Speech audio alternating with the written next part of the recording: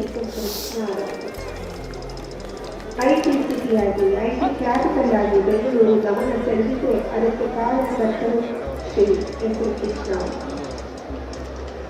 ಹಲವಾರು ಯೋಜನೆಗಳನ್ನು ಜಾರಿಗೆ ತಂದದ್ದು ಮಾತ್ರವಲ್ಲ, ಹಾಗೆ ಜನರೆಲ್ಲರೂ ಮೆಚ್ಚುವ ಹಾಗೆ ಆಡಳಿತವನ್ನು ಅವರು ನಡೆಸಿದರು. ಅವರು ಮುಖ್ಯಮಂತ್ರಿಗಳಾಗಿದ್ದಾಗ ಹಲವಾರು ಸರ್ಕಾರಿ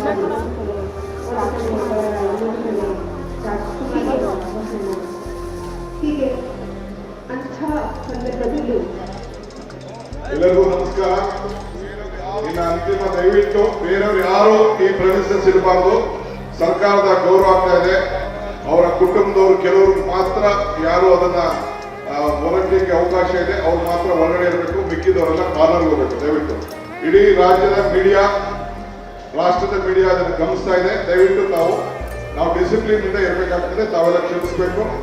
ಎಲ್ಲರೂ ಕೂಡ ಟಿವಿಗಳು ಹಾಕಿದ್ದೀವಿ, ಸ್ಕ್ರೀನ್ ಹಾಕಿದ್ದೀವಿ, ಎಲ್ಲರೂ ಆಗ್ತಿದೆ. ಹೊರಗಡೆ ಕಾಂಪೌಂಡಿಂಗ್ ಆಚೆ ಕೂಡ ಇನ್ನು ಯಾರು ಬೇಕಾದ್ರೂ ನಿಂತ್ಕೊಂಡು ನೋಡುವಂತ ಒಂದು ಅವಕಾಶ ಮಾಡ್ಕೊಟ್ಟಿದ್ದೀವಿ.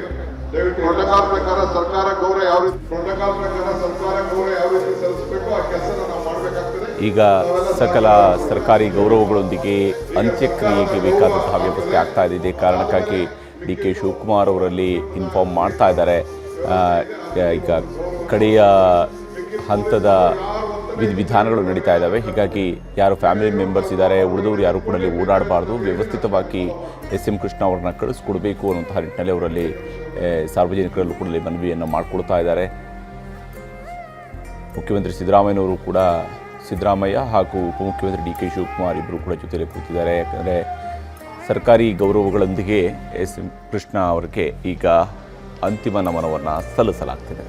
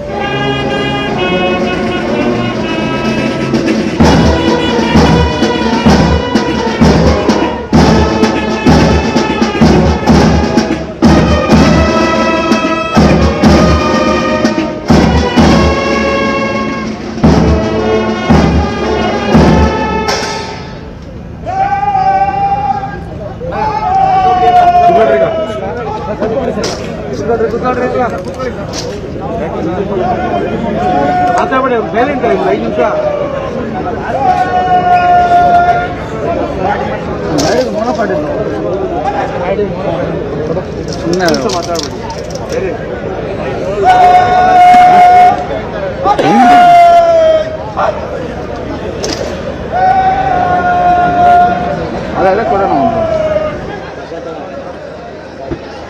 ಇಳ್ಕೊಡ್ತು ಹಂಗೆ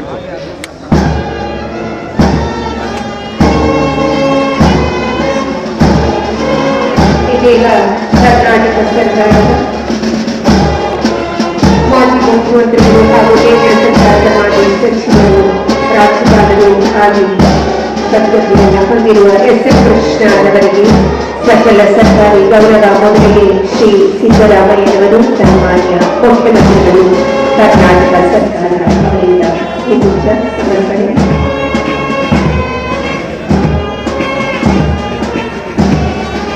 ಶ್ರೀ ಟಿ ಕೆ ಶಿವಕುಮಾರ್ ಅವರು ಮಾನ್ಯ ಉಪಮುಖ್ಯಮಂತ್ರಿಯವರು ಕರ್ನಾಟಕ ಸರ್ಕಾರ ಇವರಿಂದ ವಿಪೂಜ ಸಮರ್ಪಣೆ.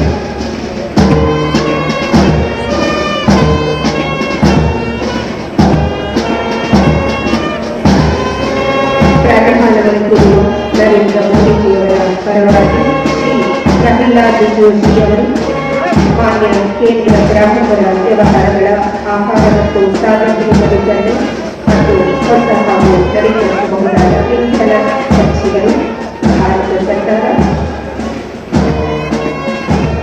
ಸರ್ಕಾರದ ಗೌರವ ಸಲ್ಲಿಕೆಯ ಸಂದರ್ಭದಲ್ಲಿ ಮುಖ್ಯಮಂತ್ರಿ ಸಿದ್ದರಾಮಯ್ಯನವರು ಕೂಡ ಸರ್ಕಾರದ ಗೌರವವನ್ನು ಸಲ್ಲಿಸಿರುವ ಹಾಗೆ ಅಂತಿಮ ವಿದಾಯವನ್ನು ಹೇಳುವಾಗ ಕಣ್ಣೀರು ಹಾಕ್ತಾ ಇದ್ದಾರೆ ಡಿ ಕೆ ಶಿವಕುಮಾರ್ ಅವರು ಕೂಡ. ಯಾಕಂದರೆ ಅವರಿಗೆ ರಾಜಕೀಯವಾಗಿ ಅತ್ಯಂತ ದೊಡ್ಡ ಶಕ್ತಿಯನ್ನು ತುಂಬಿದಂಥವರು ಕೂಡ ಎಸ್ ಎಂ ಕೃಷ್ಣ ಅವರನ್ನು ತನ್ನ ತಂದೆಯ ಸಮಾನರು ಅಂತ ಹೇಳಿಕೊಂಡು ಡಿ ಕೆ ಶಿವಕುಮಾರ್ ಅವರು ಕೂಡ ಪರಿಗಣಿಸಿದಂಥವರು.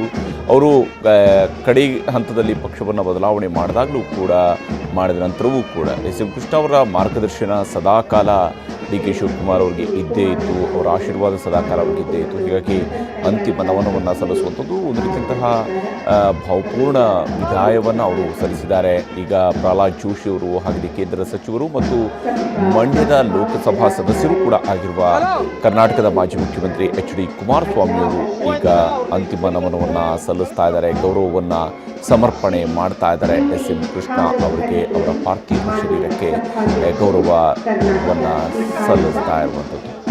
ಹಾಗೆಯೇ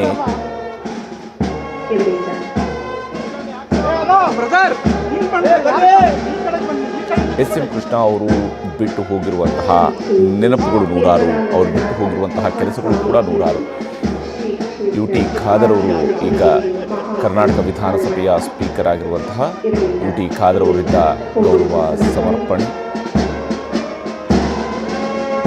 ಭಾವಪೂರ್ಣವಾದಂತಹ ವಿದಾಯವನ್ನು ಮಾನ್ಯ ಎಸ್ ಎಂ ಕೃಷ್ಣ ಅವರಿಗೆ ಸಲ್ಲಿಸ್ತಾ ಇರುವಂಥದ್ದು. ಹಾಗೆಯೇ ಆದಿಚುಂಚನಗಿರಿ ಮಹಾಸಂಸ್ಥಾನ ಮಠದ ಪೀಠಾಧ್ಯಕ್ಷರಾಗಿರುವಂತಹ ಶ್ರೀ ಶ್ರೀ ಶ್ರೀ ನಿರ್ಮಲಾನಂದನಾಥ ಶ್ರೀಗಳು ಕೂಡ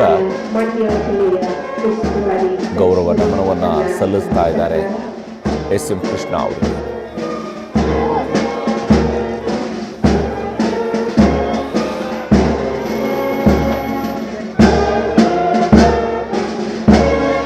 ಮಂಡ್ಯದ ಉಸ್ತುವಾರಿ ಸಚಿವರಾಗಿರುವಂತಹ ಚಲುವರಾಯ ಸ್ವಾಮಿಯವರಿಂದಲೂ ಕೂಡ ಈಗ ಸರ್ಕಾರಿ ಗೌರವದ ಅರ್ಪಣೆ ಆಗ್ತಾ ಇದೆ. ಅಂತಿಮವಾದಂತಹ ಒಂದು ನಮಸ್ಕಾರವನ್ನು ಮಾಡುವಂಥದ್ದು, ವಿದಾಯವನ್ನು ಸಲ್ಲಿಸ್ತಾ ಇರುವಂಥದ್ದು. ಎಸ್ ಎಂ ಕೃಷ್ಣ ಅವರು 1932 ಮೇ 1ರಂದು ಮಂಡ್ಯದ ಸೋಮನಹಳ್ಳಿಯಲ್ಲಿ ಜನಿಸಿದವರು. ಅಲ್ಲಿಂದ ಇಲ್ಲಿಯವರೆಗೆ 92 ವರ್ಷಗಳ ತನ್ನ ತುಂಬು ಜೀವನದ ಸಂದರ್ಭದಲ್ಲಿ ಈ ನಾಡಿಗೆ, ಈ ದೇಶಕ್ಕೆ ನಾನಾ ರೀತಿಯಾದಂತಹ ಕೊಡುಗೆಯನ್ನು ಕೊಟ್ಟಿದ್ದು ಮಾತ್ರ ಅಲ್ಲ, ಲಕ್ಷಾಂತರ ಯುವಕರ, ಕೋಟ್ಯಂತರ ಜನರ ಬದುಕನ್ನು ಹಸನು ಮಾಡುವಂತಹ ನಿಟ್ಟಿನಲ್ಲಿ ಬಹಳ ಮಹತ್ವದ ಕೊಡುಗೆಯನ್ನು ತನ್ನ ಆಡಳಿತದ ಸಂದರ್ಭದಲ್ಲಿ ಕೊಟ್ಟಂಥವರು S M Krishna. S M Krishna ಅವರನ್ನು ಕರ್ನಾಟಕ ಅನೇಕ ಕಾರಣಗಳಿಗಾಗಿ ಸದಾಕಾಲ ನೆನಪು ಮಾಡಿಕೊಳ್ತಾನೆ ಇರುತ್ತೆ. ಒಂದು, ಅವರ ರಾಜಕಾರಣದ ಸ್ವರೂಪ. ಅವರು ಒಬ್ಬ ನಾಯಕನಾಗಿ, ಮಂತ್ರಿಯಾಗಿ, ಸ್ಪೀಕರ್ ಆಗಿ, ಉಪಮುಖ್ಯಮಂತ್ರಿಯಾಗಿ, ಕರ್ನಾಟಕದ ಮೊದಲ ಉಪಮುಖ್ಯಮಂತ್ರಿ ಕೂಡ ಎಸ್ ಎಂ ಕೃಷ್ಣ ಅವರು. ಯಾಕಂದರೆ ಅಲ್ಲಿವರೆಗೆ ಯಾರೂ ಕೂಡ ಕರ್ನಾಟಕದ ಉಪಮುಖ್ಯಮಂತ್ರಿಗಳಾಗಿರಲಿಲ್ಲ. 1991ರಲ್ಲಿ ಯಾವಾಗ ಬಂಗಾರಪ್ಪ ಅವರ ಬದಲಿಗೆ 92ರಲ್ಲಿ ವೀರಪ್ಪ ಮೊಯ್ಲಿಯವರು ಕರ್ನಾಟಕದ ಮುಖ್ಯಮಂತ್ರಿ ಆದರೂ ಆಗ ಉಪಮುಖ್ಯಮಂತ್ರಿ ಆಗ್ತಾರೆ ಎಸ್ ಎಂ ಕೃಷ್ಣ. ಅದಕ್ಕಿಂತ ಪೂರ್ವದಲ್ಲಿ ಅವರು ಸ್ಪೀಕರ್ ಆಗಿದ್ದರು. ವೀರೇಂದ್ರ ಪಾಟೀಲ್ ಹಾಗೂ ಬಂಗಾರಪ್ಪ ಅವರ ಸರ್ಕಾರದ ಸಂದರ್ಭದಲ್ಲಿ ಸ್ಪೀಕರ್ ಆಗಿ, ಕರ್ನಾಟಕ ವಿಧಾನಸಭೆಯ ಸ್ಪೀಕರ್ ಆಗಿ ಕಾರ್ಯನಿರ್ವಹಿಸಿದರು. ನಂತರ ಅವರು ಉಪಮುಖ್ಯಮಂತ್ರಿಯಾಗಿ ಸೇವೆ ಸಲ್ಲಿಸಿದಂಥವರು. ಹಾಗೆಯೇ ವಿಶೇಷವಾಗಿ ಅವರ ಕೊಡುಗೆಗಳನ್ನು ಅವರು ಮುಖ್ಯಮಂತ್ರಿ ಆಗಿದ್ದಂತಹ ಸಂದರ್ಭದಲ್ಲಿಯೇ ಉಲ್ಲೇಖ ಮಾಡಿದ್ದು ಕೂಡ ಅದು ಹತ್ತಾರು ಸ್ವರೂಪದಲ್ಲಿ, ಹಲವು ಮುಖಗಳಲ್ಲಿ ಕರ್ನಾಟಕದ ಅಭಿವೃದ್ಧಿಯ ದೃಷ್ಟಿಯಿಂದ ಎಸ್ ಎಂ ಕೃಷ್ಣ ಅವರ ಆಡಳಿತ ಅತ್ಯಂತ ಮಹತ್ವದ್ದು. ನಾಡು ಕಟ್ಟಿದ ದಿಗ್ಗಜ